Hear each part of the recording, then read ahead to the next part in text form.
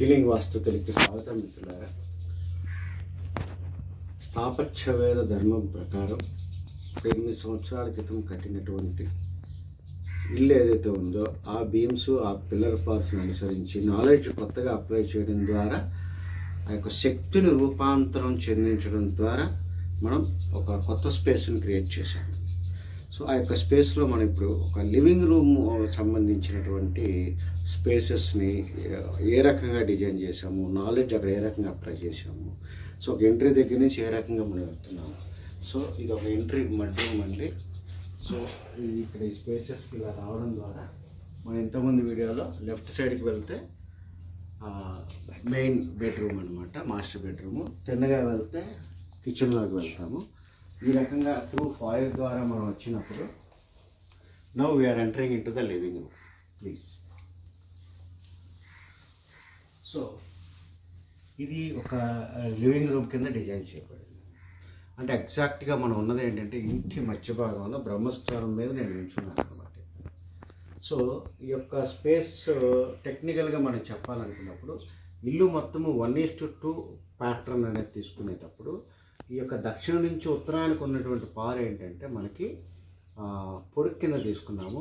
అలాగే పశ్చిమం నుంచి తూర్పుకు ఉన్నటువంటిది మనం ఏంటంటే వెడల్పు కింద తీసుకునేటప్పుడు ఈ యొక్క మొత్తము ఈ వాల్స్ మధ్యలో మనం చూసే స్పేస్ మొత్తము ఇల్లు మొత్తము ఒక 9 రీజియన్స్ అనుకుంటాం. యాక్చువల్గా 9 రీజియన్స్ ఏవేంటంటే మనం 4 మూలలు, అదే రకంగా 4 దిక్కులు, అదే రకంగా ఒక బ్రహ్మస్థానం. అంటే ఒక 9 జోన్స్ ఉంటుంది అనుకున్నప్పుడు ఇక్కడ స్పెసిఫిక్గా 2 జోన్స్ ఉన్నాయి. This is the zone. అంటే 1, 2, 3 ఈ 3 ఇంటూ ఈ స్పేస్ వరకు 3.5 దాకా ఈ స్పేస్ అంతా ఇట్ విల్ కమ్స్ అండర్ బ్రహ్మపాద అంటారనమాట ఈ స్పేస్ని. అంటే బ్రహ్మస్థానం జోన్ అనమాట. ఇక్కడి నుంచి మనం ఫర్నిచర్ ఓరియంటేషన్ చేసిన ప్రాంతం అంతా ఇది east zone of the house, east zone of the వాస్తుకోశ మండల. సో బ్రహ్మస్థానానికి మీదుగా ఏమి గోడలు, బీమ్స్, పిల్లర్లు ఏమి రాకుండా బ్రహ్మస్థానం చుట్టూ పెరిఫెరీ చుట్టూగా మనం ఏం చేసాము, ఇక్కడ యూ షేప్లో గోడ కట్టుకొని మనం ఒక ఫాయర్ నుంచి డైరెక్ట్గా లివింగ్ రూమ్లోకి వచ్చామన్నమాట. లివింగ్ రూమ్కి రావడం వల్ల even though it's also a public space. అంటే ఇల్లు అనేది ఒక ప్రైవేట్ జనరల్గా, కానీ ఆ with in that house design చేసేటప్పుడు ప్రైవేట్ ఎంటిటీస్ ఏంటి, పబ్లిక్ ఎంటిటీస్ ఏంటి అనేది చూస్తాం. సో ఇక్కడ దాకా వచ్చాను, this A public entity living room, guest ఎవరైనా వస్తే కూర్చోవచ్చు, చెందొచ్చు. బట్ ఇక్కడి నుంచి ఒక ప్రైవేట్ స్పేస్లోకి వెళ్తున్నాం. ఇలా వచ్చి చూపెట్టు, ఇది ఒక private space, north west bedroom. అదే రకంగా ఇది ఒక ప్రైవేట్ స్పేస్, ఇది north east bedroom. And we are leading in to the public space again. అంటే ఈస్ట్ పక్కన ఉన్నటువంటి వరండాలోకి మనం వెళ్తున్నాం అనమాట. అంటే ఒక డిజైన్ అనేది చేసినప్పుడు ఆ ఉండేటటువంటి వ్యక్తులు ఆ స్పేసెస్ని ఎలా యాక్సెస్ చేస్తున్నారంటే ఫంక్షనాలిటీ కూడా చాలా చాలా ఇంపార్టెంట్. సో ప్లీజ్ కమ్, ఇక్కడి నుంచి షూట్ చేయండి.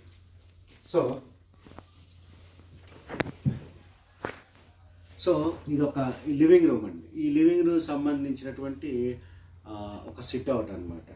సో మీరు ప్రాపర్గా అబ్జర్వ్ చేయండి, వై పూర్తిగా ఈస్ట్ పక్కనే కార్నర్ బేస్ చేసుకొని ఈ రకంగా ఎందుకు వేశారు ఆయన. ఇక్కడి నుంచి ఒకసారి అలా షూట్ చేయి. సో అక్కడి నుంచి నేను ఐ విల్ షో సి అటు పక్కన 2 కుర్చీలు వేసుకున్నాం, మధ్యలో టీపాయ, ఇక్కడ ఈ కుర్చీ. ఇక్కడ ఎందుకు ఈ రకంగా డిజైన్ చేయాల్సి వచ్చిందంటే సి మనకి ఈస్ట్ 4th పాదాలో బయటికి ఒక ఎగ్జిట్ అనేది పెట్టాము. సో బయటికి వెళ్ళడానికి ఇబ్బంది ఉండకూడదు. 2 ఈ బ్రహ్మస్థానం రీజన్ ఏదైతే ఉందో ఈ యొక్క రీజన్లో ఫర్నిచర్ అనేది పర్మనెంట్గా పెట్టకూడదండి. సో పర్మనెంట్గా పెట్టకూడదు కాబట్టి ఇక్కడ మనం ఏం చేస్తున్నాము, బ్రహ్మస్థానం రీజన్ ఏదైతే ఉంటుందో ఆ రీజన్కి బయట పక్కన మనం ఇక్కడ ఫర్నిచర్ వేసామండి. సో ఆ రకంగా ఫర్నిచర్ వేసినప్పుడు ఒక ఫంక్షనాలిటీ పాయింట్ ఆఫ్ వ్యూలో ఎలాంగేషన్ ఇటుపక్క ఎక్కువగా ఉంది. సో అందువల్ల ఇవి మనం తీసుకోవడం జరిగిందండి. మీకు ఇంకొకటి చెప్తే ఆశ్చర్యపోతారు. ప్లీజ్ కూర్చొని షూట్ చేయండి. ఈ ఇల్లు కొంచెము కన్సల్టెన్సీ వచ్చే డబ్బులతో కానివ్వండి, ఈ డ్వాక్రా డబ్బులు అయితే కానివ్వండి, పర్సనల్ లోన్స్ అవనివ్వండి, కొంచెం బయట ఎక్కడైనా ₹1 వడ్డీ తీసుకోవడం వల్ల కానీ ఒక్కసారిగా ఇల్లు అంటే డబ్బులు పెట్టాలి. సో నాకు అంత పరిస్థితి లేదు వాస్తవంగా. సో ఆ రకమైన పరిస్థితుల్లో మెల్లమెల్లగా కంప్లీట్ చేసుకునేటప్పుడు ఇల్లు ఆక్యుపై చేసాం. ఇల్లు ఆక్యుపై చేసిన తర్వాత ఇది ఒక బోసిగా ఉందన్నమాట. సో ఏదైనా ఫర్నిచర్ అనేది ఉంటే బాగుంటుంది. సో అలాగే కొత్త ఫర్నిచర్ మనం కొనలేము. అందుకని ఒక ఓల్డ్ OLXలో సెట్ చేస్తే ఈ 2 కుర్చీలు, ఈ పర్టికులర్ సెటప్, ఈ యొక్క టీపాయి, ఈ ఐటమ్స్ అన్నీ కలిపి 11,000 రూపాయలకి దొరికిందండి. లేబర్ ఇంటికి తీసుకొచ్చి వేయడానికి ఇంకో 3,000 రూపాయలు కూలీ అయింది. అంటే 14,000 రూపాయలకి ఈ సెటప్ వచ్చింది. కనీసం 2-3 సంవత్సరాలు కథ నడిపించవచ్చు ఇలాంటి. బట్ ఆ యాంబియన్స్ ఏదైతే ఉందో, అంటే ఈ యొక్క టెక్స్చర్ ఏదైతే ఉందో, ఈ కలర్ ఏదైతే ఉన్నదో, ఆ పైన సీలింగ్ కలర్ ఏదైతే ఉన్నదో, అదే రకంగా ఈ యొక్క మ్యాచింగ్, దీనికి తగ్గట్టు ఈ యొక్క బార్డర్స్ ఏ రకంగా మనం జాగ్రత్త తీసుకున్నామో, సో ఓవరాల్గా ఏంటంటే ఈ యొక్క స్పేస్కి అందాన్ని తెచ్చింది. అలాగని చెప్పి ఇక్కడ ఎక్కువగా డబ్బులేమి ఇచ్చేయలేదు. మీరు అబ్జర్వ్ చేస్తే ఈ రెక్క అంటుంది,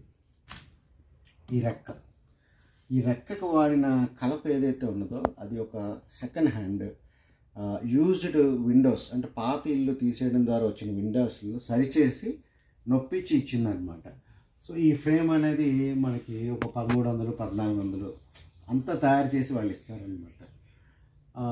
సో ఆ రకంగా తయారు చేయించుకున్నాను. Please come. సో ఇక్కడ మీరు చూసేటటువంటి ఎంటిటీస్ ఏవైనా సరే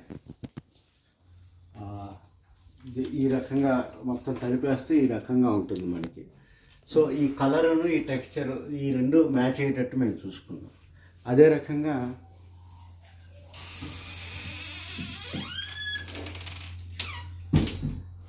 అంటే ద ఎంటైర్ స్పేస్ ఏ రకంగా ఉంటుంది ఒకసారి ప్రైవేట్ రూమ్స్ అన్ని మూసేస్తే అక్కడి నుంచి చూపెట్టాను. సో ఇదంతా ఒక రకమైన కాంబినేషన్ అనమాట. ఇట్లా ఇక్కడ మీరు అబ్జర్వ్ చేసినప్పుడు ఈ తలుపు సింగిల్గా ఇవన్నీ సెకండ్ హ్యాండ్ ఆల్రెడీ యూజ్డ్ మార్కెట్లో యూజ్ చేసిన ఐటమ్స్ మార్కెట్లో ఉన్నవి కొనుగోలు చేసిందండి. ఒక్కొక్కటి 4,000 రూపాయలకి ఖరీదు చేసింది. ఇదో 4,000 రూపాయలు, 12,000 పెట్టాం. దానికి కొంత విడిగా కొంత డబ్బులు ఖర్చు పెట్టడం ద్వారా, అంటే ఇల్లు కట్టుకునే క్రమంలో కామన్ మ్యాన్ ఏంటంటే ప్రతిదీ ఒకసారి కంప్లీట్ అవ్వాలి, లేదంటే ఒక సెంటిమెంట్స్. ఇక్కడ మన వాస్తవికత ఏంటి మనం తెలుసుకోవాలి, కొంతకాలం కథ నడిపించాలి. సో ఆ పాయింట్ ఆఫ్ వ్యూలో ఒక 2-3 సంవత్సరాల వరకు ముందు కొంత ఒక కంప్లీట్నెస్ రావాలి అనే ఉద్దేశంతో ఇక్కడే ఈ జాగ్రత్తలు అనేవి తీసుకున్నాము. ఈ లైట్స్ కూడా అన్ని LED లైట్స్ అండి. కొంచెం ఇండియాలో మేడ్ ఇన్ ఇండియా రకంగా తయారై ఇవి ఒక్కొక్కటి ఒక 250 రూపాయలు అలా పడింది. 15 వాట్ LED అనమాట. ఇవి 3 కలర్స్ వస్తాయండి. Just see.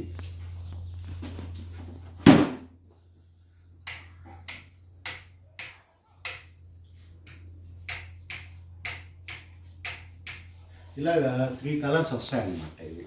సో అన్నీ జాగ్రత్తగా ఒక ప్లాన్ చేసుకొని చేసిందండి. సో ఇది మా యొక్క లివింగ్ రూమ్కి సంబంధించినటువంటి లెక్క. ఇది మొత్తం 15 by 15 ఉంటుంది. Thank you.